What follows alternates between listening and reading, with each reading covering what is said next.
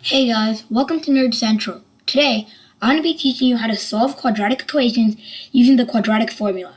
I hope you enjoy. Now let's get into the video.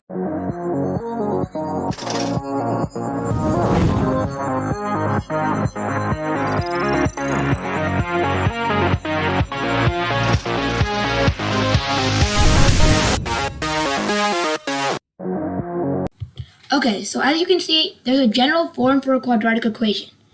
ax squared plus bx plus c, where a, b, and c can be replaced by any integer. So, then there's also a formula where you substitute in the values of a, b, and c to solve for the quadratic equation. So here the formula is negative b plus or minus the square root of b squared minus 4ac over 2a. This is a very important formula that you'll use a lot, so I suggest you stop here and memorize it by writing it down a few times. So here we have an example quadratic equation, which is 2x squared plus 12x plus 10. And we're going to write it into the formula to solve for it. So we start with negative b. So 12 is b, so it's negative 12, and then plus or minus.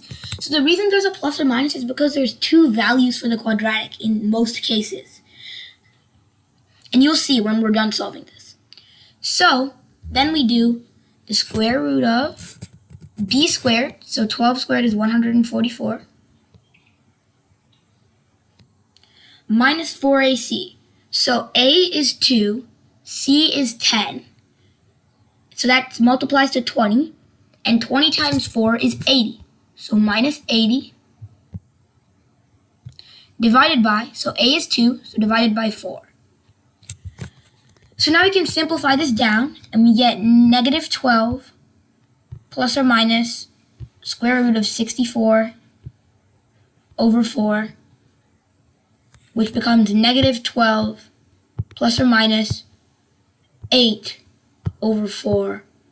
And then you can simplify that down to two things over 4, which is negative 20 over 4 or negative 4 over 4. Then you get two answers, which is negative 5. Let me just erase the extra work here. So you get x equals negative 5 or negative 1. So now you understand why there's a plus or minus. So, essentially, sometimes these values don't work. So you always want to check it back in the quadratic equation. So here let's write out the equation. So it's 2 times x squared. So let's try it for negative 5. 2 times negative 5 squared. Negative 5 squared is 25. Times 2 is 50. Plus 12 times negative 5 is negative 60. 50 minus 60. Oh yeah, all quadratics, it also equals 0. Forgot to mention that. So we want it to end up equaling 0. So 50 minus 60 is negative 10. Then you add 10 to that, and you get 0.